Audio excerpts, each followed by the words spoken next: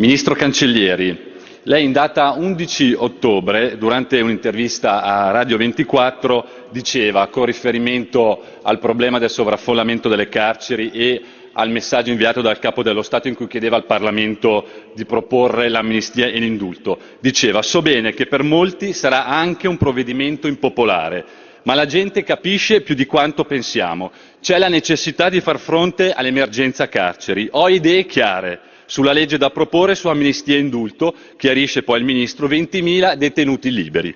Ministro, io le ricordo che nel nostro Paese abbiamo 3 milioni di disoccupati, il 40% di disoccupazione giovanile, il 12% di disoccupazione generale, 260.000 esodati scoperti a causa della legge Fornero, 31.000 aziende chiudono, 50.000 negozi commerciali hanno chiuso. Le chiedo, alla luce di questi dati, se la priorità per lei e per il Governo e la necessità del Paese è quella di proporre un provvedimento di amnistia ed indulto.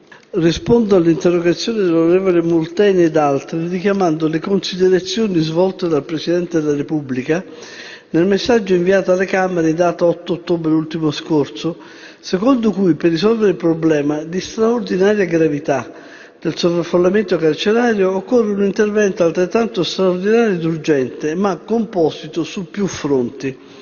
Sarà naturalmente il Parlamento a decidere l'eventuale concessione di provvedimenti di amnistia o di indulto ed il loro ambito di applicazione sia soggettivo che oggettivo.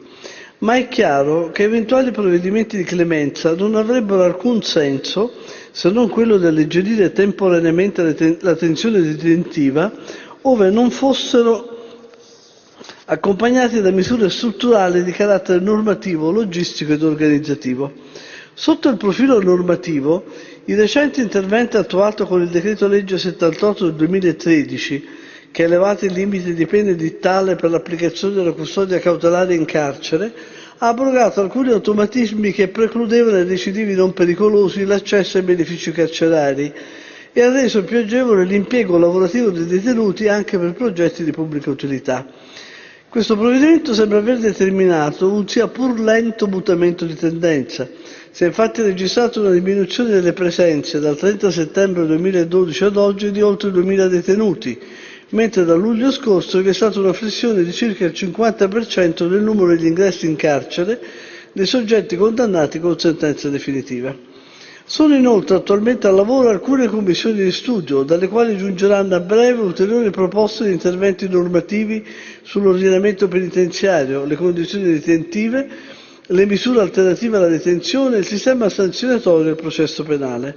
Per quanto concerne il fronte dell'edilizia penitenziaria, premesso che gli edifici già adibiti a case mandamentali sono stati dismessi dagli usi penitenziari e restituiti ai comuni di appartenenza, osservo che di recente sono stati aperti nuovi istituti penitenziari di Reggio Calabria e di Sassari, oltre a quello di Tempio Pausania e di Oristano operativi dello scorso anno, ed è stato realizzato un nuovo padiglione detentivo a Carinola. Entro la fine del corrente anno saranno disponibili 2.500 nuovi posti detentivi che diventeranno circa 4.400 nella prima metà del 2014 e circa 10.000 al completamento del piano carceri nella seconda metà del 2015. Ma credo che gli aspetti deteriori dell'attuale sovraffollamento possono essere subito affrontati mediante l'adozione ad ampio raggio di un nuovo modello organizzativo di detenzione caratterizzato da una maggiore apertura alla socialità e quindi da una radicale diminuzione del tempo trascorso all'interno di una cella chiusa e da una più ampia offerta di opportunità lavorative al fine di favorire il reinserimento sociale del detenuto, scongiurando il rischio di una sua recidiva.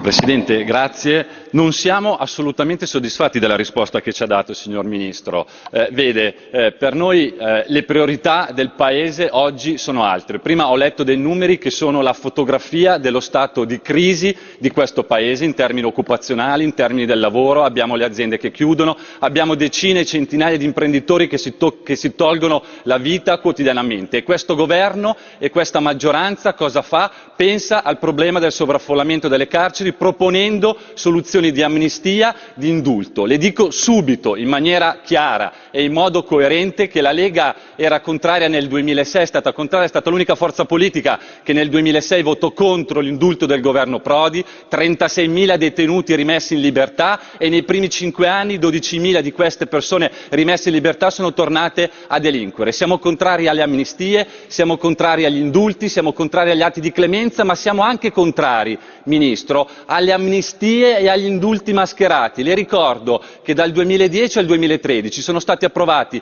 3 svuotacarceri che non hanno risolto il problema delle carceri, che hanno vanificato il lavoro delle forze dell'ordine. Vi preoccupate costantemente dei delinquenti, dei criminali, ma non vi preoccupate delle vittime dei reati. Vanificate il lavoro delle forze dell'ordine e vanificate un principio sacrosanto in diritto, che è il principio della certezza della pena e dell'efficacia e della funzionalità della pena. La Lega su questo provvedimento, se proporrete amnistia e indulto, e lo dico al governo e lo dico anche alla maggioranza e alle forze politiche presenti in Parlamento, farà le barricate. Non permetteremo mai che questi provvedimenti possano essere applicati. Grazie.